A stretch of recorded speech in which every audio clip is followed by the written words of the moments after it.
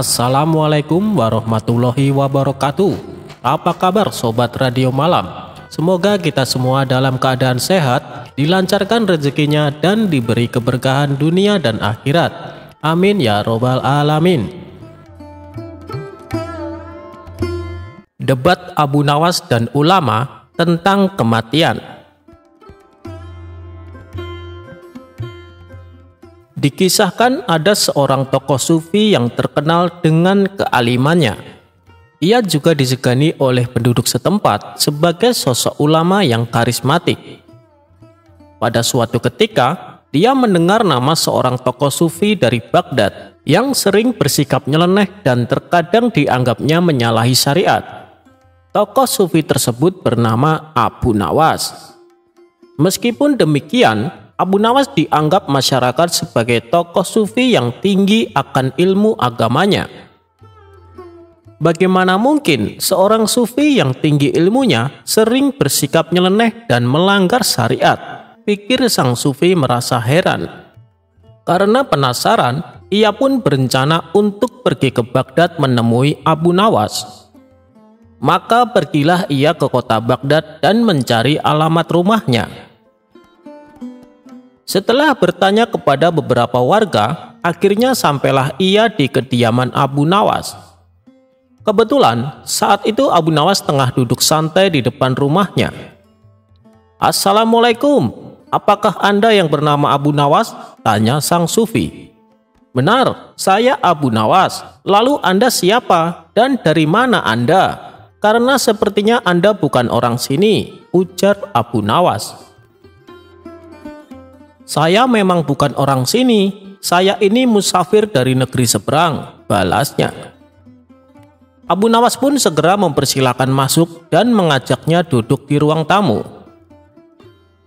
"Kalau boleh tahu, ada keperluan apa Tuan mencariku?" tanya Abu Nawas lagi. "Saya akan tanya beberapa hal kepada Anda, apakah Anda keberatan?" kata sang sufi balik bertanya. "Oh, tentu saja tidak. Apa yang ingin Anda tanyakan?" ucap Abu Nawas mempersilahkan. Awalnya, sang sufi ini mengajak berdiskusi tentang ilmu agama, mulai dari hukum fikih sampai ilmu ketauhidan.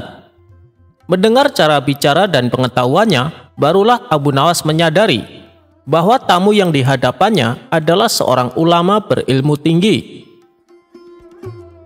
"Wahai Abu Nawas, saya dengar Anda adalah seorang tokoh sufi yang katanya berwawasan luas tentang agama. Tapi saya juga dengar Anda sering bersikap nyeleneh dan terkadang menyalahi syariat," kata sang sufi. Abu Nawas hanya tersenyum mendengar perkataan tamunya tersebut. "Lalu apa yang membuat Anda risau? Bukankah tiap orang berhak dengan pendapatnya?" balas Abu Nawas. "Tentu saja boleh, tapi ada batas-batasnya Abu Nawas. Kalau Anda tidak menguasai suatu perkara, akan lebih bijak bila memilih diam," tutur sang sufi. "Jadi tujuan Anda datang kemari hanya untuk menceramai saya dan menegur saya?" tanya Abu Nawas. "Tujuan saya ke sini untuk menyambung silaturahmi sesama muslim dan saling mengingatkan manakala saudara muslimnya bersikap salah," jawab sang sufi. "Lalu apa yang akan kau dapatkan dari perbuatanmu itu?" tanya Abu Nawas kembali. "Tentunya ini bernilai ibadah Abu Nawas. Insya Allah dengan banyak ibadah kita akan masuk surga," jawab sang sufi. "Kamu tidak akan masuk surga," balas Abu Nawas. "Kenapa kau katakan itu? Bukankah manusia yang rajin beribadah seperti sholat, puasa, dan zikir akan masuk surga?" tanya sang sufi. "Ya, tetapi tidak akan masuk surga," jawab Abu Nawas enteng. "Kenapa kau berkata demikian?" "Oh iya, saya tahu. Pasti kamu akan berkata bahwa manusia akan masuk surga bukan karena ibadahnya, melainkan karena rahmat dari Allah, betul kan? Tapi untuk mendapatkan rahmat dari Allah, kita harus menjalankan perintahnya dan menjauhi larangannya, seperti menjalankan sholat, puasa, dan zikir," tutur sang sufi lagi. "Tidak juga, itu juga belum membuatmu masuk surga," jawab Abu Nawas. Mendengar hal itu, sang sufi mulai emosi. "Kamu memang benar-benar sesat, Abu Nawas. Kamu berani mengingkari hadis Nabi," bentak sang sufi. "Waduh, kenapa Anda buru-buru emosi? Sedangkan Anda belum mendengar penjelasan saya," balas Abu Nawas sambil tersenyum. "Baik, coba kau jelaskan. Kalau memang dengan rajin beribadah dan mendapatkan rahmat Allah, kau anggap tidak bisa masuk surga. Lalu perbuatan apa yang bisa membuat seseorang masuk surga?" tanya sang sufi menahan emosi. "Jadi begini, Anda harus mati terlebih dahulu. Tanpa kematian, mana mungkin manusia bisa masuk surga," kata Abu Nawas menjelaskan. Mendengar penjelasan tersebut, sang sufi pun langsung menjadi malu. Hal itu sama sekali tak terpikirkan olehnya. Tak ingin menahan rasa malu berkepanjangan, sang sufi lalu mohon diri untuk pamit pulang.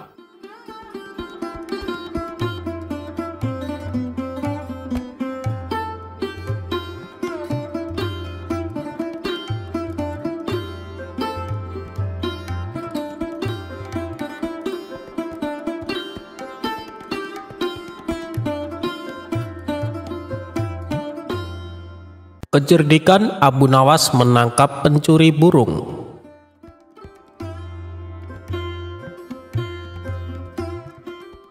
Pada suatu hari, Abu Nawas bertamu ke rumah sahabatnya yang bernama Hamid. Melihat kehadiran Abu Nawas, Hamid langsung menyambutnya dengan sukacita. "Wahai sahabatku, sudah lama kita tidak bertemu," kata Hamid sambil memeluk Abu Nawas. Mereka berdua lalu duduk dan ngobrol panjang lebar. Di sela-sela obrolannya, Abu Nawas melihat burung milik Hamid yang berada di dalam sangkar. "Wah, sekarang kamu suka pelihara burung ya, Mid? Burungnya bagus sekali," tanya Abu Nawas. "Ya Abu, sekedar untuk mengusir kejenuhan. Sudah banyak yang menawar dengan harga tinggi, tapi tidak aku berikan," jawab Hamid. "Loh, kenapa? Kan kamu dapat untung besar," tanya Abu Nawas heran. "Saya sendiri suka dengan burung itu, Abu Nawas. Sayang kalau sampai dijual," balas Hamid. Setelah waktu menjelang sore, Abu Nawas pun pamit pulang kepada sahabatnya. "Jangan sungkan-sungkan, seringlah main ke sini ya, Abu Nawas," ucap si Hamid.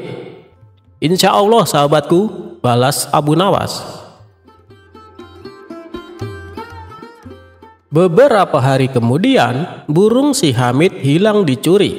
Hal itu membuat Hamid sedih. Ia bertanya kepada orang-orang, tapi tidak ada satupun yang mengetahuinya. Kemudian Hamid membuat sayembara. Barang siapa yang bisa menunjukkan pencuri burungnya akan diberi imbalan hadiah uang yang banyak. Lagi-lagi usahanya ini menemui jalan buntu. Sebab tidak ada satu orang pun yang bisa membantunya.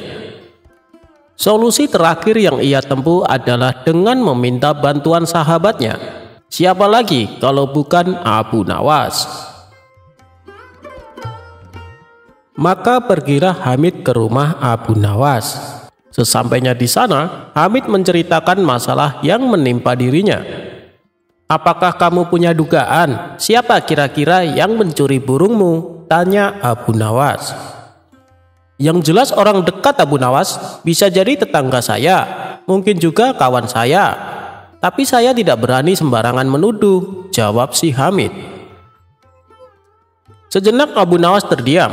Ia terus memikirkan cara untuk menemukan pelakunya. Tidak lama kemudian muncullah ide cemerlang dari Abu Nawas. "Aku punya ide.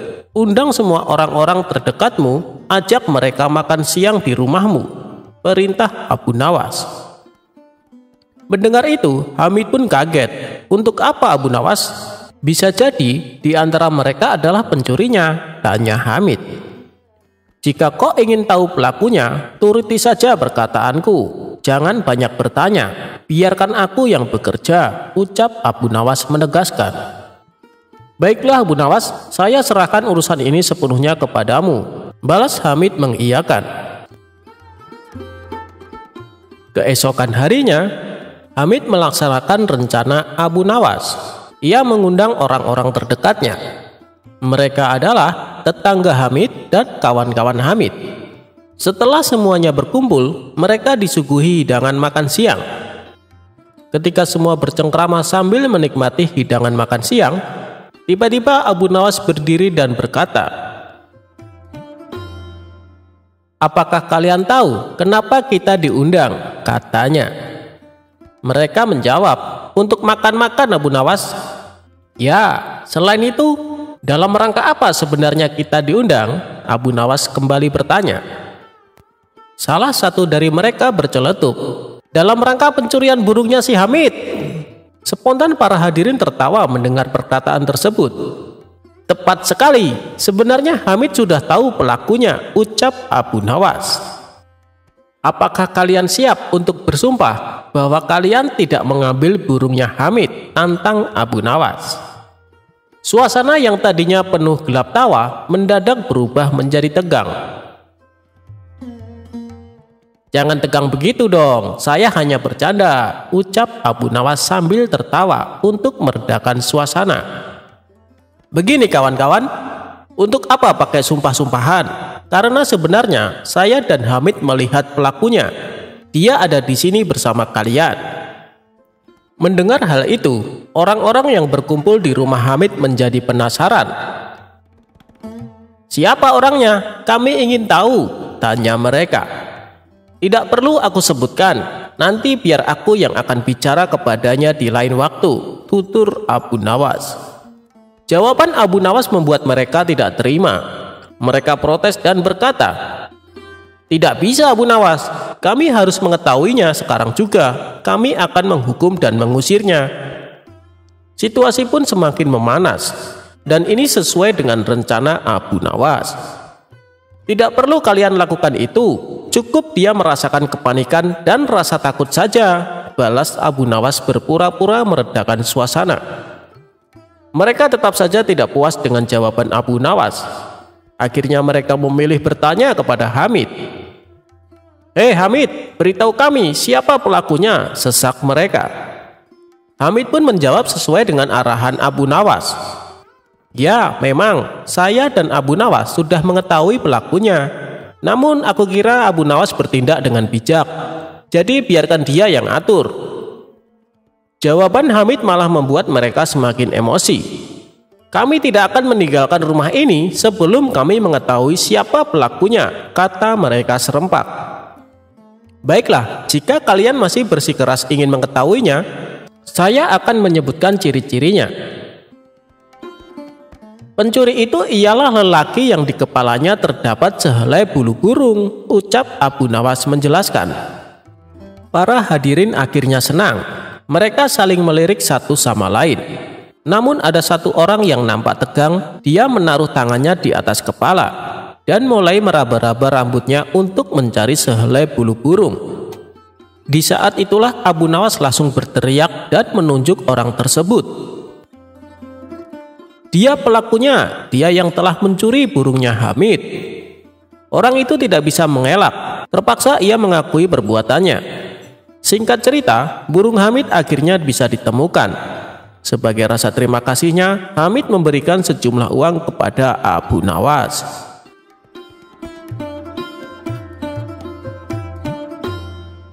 Abu Nawas mampu membutakan dan menyembuhkan mata wanita yang pengaruhi istrinya. Abu Nawas merupakan tokoh sufi sekaligus pujangga Arab terkenal yang hidup di zaman Baginda Raja Harun. Bukan hanya itu, Abu Nawas juga dikenal seorang yang cerdas dan cerdik serta berperangai baik, sehingga tidak heran kalau Baginda Raja kagum padanya. Bukan hanya itu, Abu Nawas juga merupakan sosok yang bijak dalam menyelesaikan permasalahan yang dihadapinya. Dikisahkan di kehidupan rumah tangga Abu Nawas terbilang cukup sederhana. Sedangkan jika Abu Nawas ingin kaya, ia bisa saja mewujudkannya karena hubungan Abu Nawas dengan Baginda Raja cukup dekat. Sudah berulang kali Baginda Raja menawarkan jabatan di istana dengan gaji yang lumayan besar. Namun Abu Nawas selalu menolaknya. Abu Nawas lebih memilih menjadi masyarakat biasa dengan kehidupan yang sederhana. Saking sederhananya, tidak ada barang mewah yang terdapat di dalam rumah Abu Nawas. Meski demikian, Abu Nawas selalu bersyukur dengan apa yang dimilikinya. Kesederhanaannya ini ia terapkan juga kepada istri dan anak-anaknya. Bukan hanya itu, Abu Nawas juga selalu mendidik keluarganya dengan ajaran agama. Sehingga keluarga Abu Nawas terkenal di masyarakat sebagai keluarga yang religius. Dalam keseharian di dalam rumah saja, Abu Nawas menerapkan kebiasaan baik dan sesuai tuntunan agama. Kebiasaan tersebut adalah ketika Abu Nawas akan masuk rumah, ia selalu mengucapkan salam. Dan setelah masuk ke dalam rumah, ia pun tak lupa mengucapkan Alhamdulillah. Begitu juga dengan sang istri maupun anak-anaknya. Mereka senantiasa dididik oleh Abu Nawas supaya menerapkan kebiasaan baik itu. Suatu hari, saat Abu Nawas pulang dari hutan guna mencari kayu bakar, ia mengetuk pintu rumahnya dan mengucapkan salam. Namun tak ada jawaban sama sekali dari dalam rumahnya. Dengan perasaan was-was, Abu Nawas masuk ke dalam rumah untuk mencari keberadaan istrinya. Betapa kagetnya Abu Nawas, ia melihat istrinya yang sedang duduk termenung di pojokan ruangan. Alhamdulillah, ternyata istriku baik-baik saja, batin Abu Nawas. Tapi Abu Nawas heran, kenapa sang istri tidak membalas salamnya. Wahai istriku, kenapa kau tidak menjawab salamku? Tanya Abu Nawas. Sang istri hanya terdiam, tatapan matanya seperti sedang memandang kegundahan. Melihat perubahan sikap istrinya, membuat Abu Nawas pun cemas. Ada apa denganmu, wahai istriku? Mengapa tiba-tiba kamu seperti ini? Tanya Abu Nawas khawatir. Sang istri lalu menoleh ke arah Abu Nawas dengan mata yang berkaca-kaca. Wahai suamiku, orang-orang yang dekat dengan Baginda Raja semuanya hidup enak, kebutuhannya selalu terpenuhi, sedangkan kita, sampai kapan kita akan terus begini? Sekiranya engkau mau menemui Baginda Raja dan meminta jabatan di istana, pasti Baginda Raja akan dengan senang hati memberimu jabatan sebagai hakim dan engkau akan menerima gaji yang besar. Dengan begitu, kehidupan kita akan tercukupi. Apapun kebutuhan yang kita inginkan pasti akan terwujud, tutur sang istri. Perkataan istrinya itu membuat Abu Nawas kaget. Kenapa kau bicara seperti itu? Tidak tahukah engkau dengan hari perhitungan di akhirat kelak bila kita hidup dalam kemewahan? Hal itu justru akan menjadi beban kita saat ditanya dari mana kita mendapatkan dan dikemanakan harta kita yang banyak itu, ujar Abu Nawas. Tapi raut kesedihan masih terlihat jelas di wajahnya. Abu Nawas pun kemudian berdoa, Ya Allah, siapa yang hendak merusak rumah tanggaku melalui istriku, maka butakanlah matanya. Beberapa hari kemudian, saat Abu Nawas sedang berzikir, datanglah seorang wanita asing ke rumahnya. Abu Nawas lalu mempersilahkan duduk di ruangan tempat ia biasa menerima tamunya. Ada perlu apa, Bu? Tanya Abu Nawas. Mata saya tiba-tiba buta, Tuan. Padahal selama ini saya tidak pernah merasakan keluhan sakit pada mata saya, jawab wanita itu. Keluhan wanita tersebut mengingatkan Abu Nawas akan doanya tempo hari. Apakah Anda sering menemui istri saya? Tanya Abu Nawas. Iya Tuan Abu, saat Anda tidak di rumah, saya sering menemui istri Tuan untuk mengajaknya ngobrol, jawab wanita tersebut. Doakanlah saya Tuan agar saya sembuh dari kebutaan ini, pinta si wanita. Saya akan mendoakan untuk kesembuhan matamu. Tapi setelah itu, saya minta kepadamu untuk tidak lagi mencampuri urusan rumah tanggaku. Jangan kau hasut istriku supaya hidup dalam kemewahan, tegas Abu Nawas. Si wanita itu pun kaget mendengarnya. Ia tak menyangka Abu Nawas mengetahuinya. Maafkan saya Tuan, memang beberapa hari ini saya sering membujuk istri Tuan agar dia meminta kepada Tuan bersedia menjadi hakim istana, balas wanita tersebut. Perbuatanmu saya maafkan, tapi jangan keulangi lagi, kata Abu Nawas menasehati. Kemudian Abu Nawas mendoakan si wanita agar disembuhkan dari penyakit kebutaan. Beberapa hari kemudian wanita itu dapat kembali melihat seperti sedia kala. Dan ia tak lagi berani mempengaruhi istri Abu Nawas.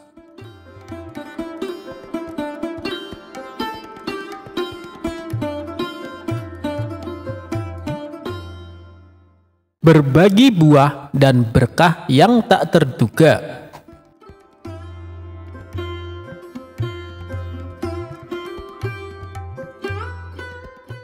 Suatu hari, Abu Nawas pergi ke pasar untuk membeli beberapa barang kebutuhan sehari-hari. Saat ia sedang berjalan-jalan di pasar, tiba-tiba ia melihat seorang penjual buah yang tengah sibuk mengatur buah-buahnya dengan rapi. Abu Nawas yang iseng pun mendekati penjual buah tersebut dan bertanya, "Pak penjual, bolehkah saya mencoba buah ini sebelum membelinya?" Penjual buah dengan ramah menjawab, "Tentu saja Pak, silahkan mencoba." Abu Nawas pun mengambil satu buah apel dari tumpukan buah dan memakannya dengan lahap. Setelah beberapa saat, ia mencicipi buah pir, lalu buah anggur, dan seterusnya. Ia terus mencoba buah-buahan tersebut tanpa berniat membelinya. Melihat tingkah Abu Nawas yang mencicipi buah tanpa berniat membeli, penjual buah tersebut mulai kesal. Ia berkata dengan sedikit kesal, "Maaf Pak, Anda sudah mencicipi hampir semua buah yang saya punya. Boleh saya tahu apakah niat Anda membeli buah atau hanya mencoba-coba saja?" Abu Nawas yang cerdik dengan santai menjawab, "Oh, maaf Pak.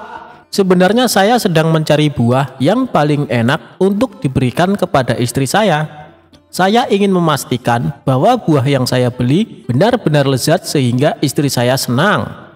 Tapi sepertinya semua buah yang Bapak jual sangat enak, saya bingung memilihnya." Penjual buah awalnya kesal, tetapi kemudian ia tersenyum mengerti. Ia berkata, "Baiklah Pak. Jika begitu saya akan memberikan harga spesial untuk Anda." Abu Nawas pun tertawa sambil berkata, "Terima kasih Pak, ternyata mencicipi buah-buah ini memberikan manfaat yang baik. Sekarang saya tahu bahwa semuanya enak." Keduanya tertawa bersama. Dan akhirnya Abu Nawas membeli beberapa buah dari penjual tersebut. Ia pulang dengan senang hati, membawa buah-buah lezat untuk istri tercintanya. Setelah berbelanja, Abu Nawas istirahat sejenak. Abu Nawas duduk di bawah pohon di pinggir jalan. Tiba-tiba datanglah seorang pengemis tunawisma yang kelaparan. Melihat keadaan pengemis tersebut, Abu Nawas merasa iba. Tanpa pikir panjang, Abu Nawas memutuskan untuk berbagi buah-buah yang baru saja ia beli kepada pengemis itu. Ia memberikan beberapa buah apel, pir, dan anggur kepada pengemis tersebut dengan senyum ramah. Tak lama kemudian, seorang pedagang lewat dan melihat Abu Nawas berbagi buah-buahan kepada pengemis. Pedagang tersebut terkesan dengan perbuatan Abu Nawas yang begitu dermawan. Ia mendekati Abu Nawas dan berkata, "Hei sahabatku, aku melihat apa yang kau lakukan tadi. Kau begitu baik hati dan penuh kepedulian terhadap sesama.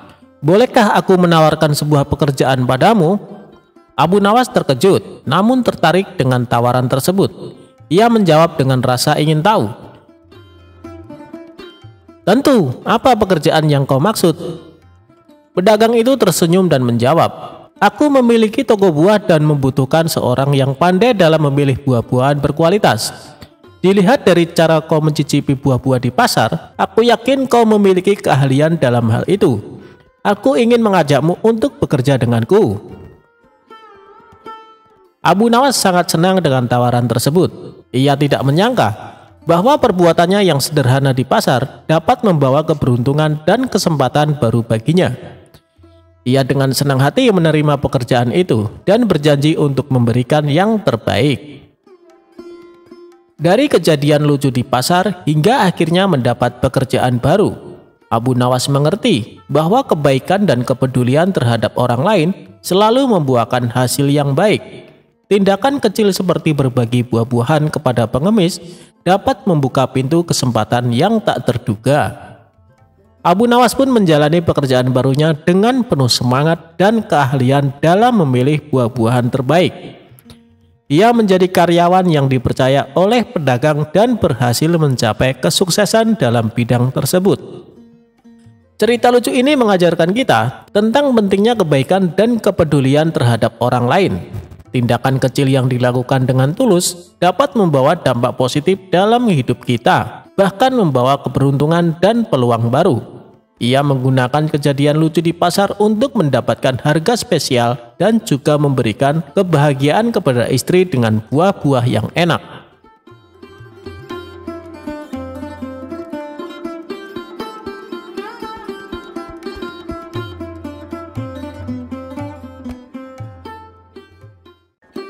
Tipu daya seorang menteri. Dengan menggunakan metode pengajaran yang khusus, ternyata Abu Nawas juga bisa menyulap seekor keledai yang dungu menjadi pintar membaca. Meski keledai ini tetap memiliki kekurangan dibandingkan dengan manusia. Ada saja orang yang iri akan kecerdikan Abu Nawas, termasuk para pembesar kerajaan yang ingin menjadi menteri kesayangan raja. Diceritakan, pada suatu hari, seorang menteri kerajaan yang dipimpin oleh Baginda Raja tiba-tiba punya pikiran buruk kepada Abu Nawas.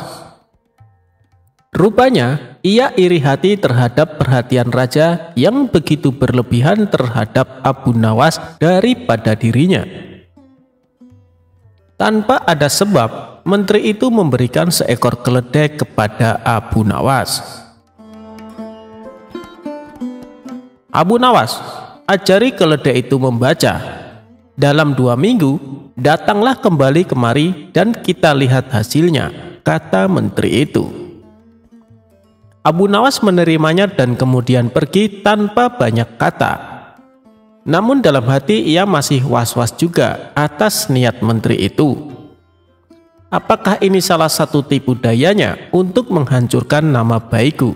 tanya Abu Nawas dalam hati. Abu Nawas berusaha tidak mempedulikannya, dan dalam 2 minggu kemudian ia kembali ke istana. Tanpa banyak bicara, menteri mengajaknya menghadap Baginda Raja.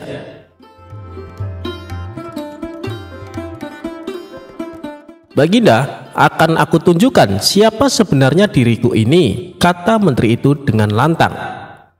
"Hai menteri, ada apa dengan dirimu?" bentak Baginda Raja. "Tenang Baginda, hari ini Baginda akan tahu kecerdasan akal saya sebenarnya mengungguli kecerdasan Abu Nawas," ucap menteri tersebut. "Apalagi yang akan dibuat oleh menteri ini?" kata Abu Nawas dalam hati.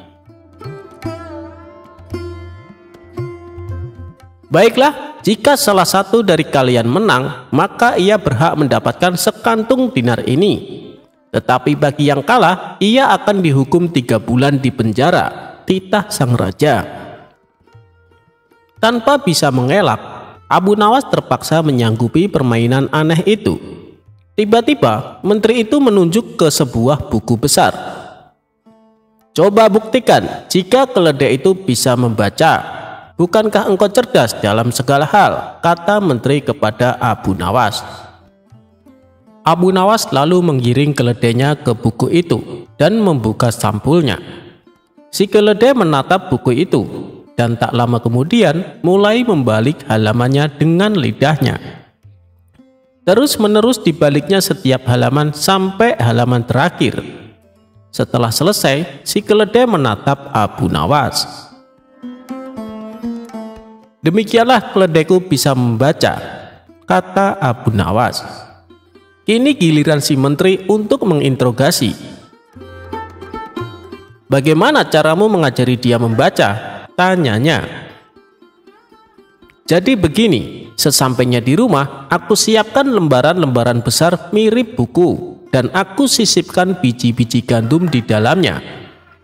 Keledai itu harus belajar membalik-balikan halaman untuk bisa memakan biji-biji gandum itu, sampai ia terlatih betul untuk membalik halaman buku dengan benar," jelas Abu Nawas. "Tapi bukankah ia tidak mengerti apa yang dibacanya?" tukas si menteri. "Memang demikianlah cara keledai membaca. Dia hanya membalik-balik halaman tanpa mengerti isinya. Kalau kita membuka-buka buku tanpa mengerti isinya, kita disebut sebodoh keledai, bukan?" jawab Abu Nawas sambil tersenyum. Jawaban Abu Nawas ini mendapatkan anggukan dari Baginda Raja. Baginda mengerti, sepintar-pintarnya hewan tidak akan sanggup menjadi sesempurna manusia. Hanya manusia bodoh saja yang tidak mau menggunakan akalnya untuk berpikir. Akhirnya Abu Nawas mendapat hadiah sekantung dinar, sedangkan menteri masuk penjara sesuai perjanjian dari awal.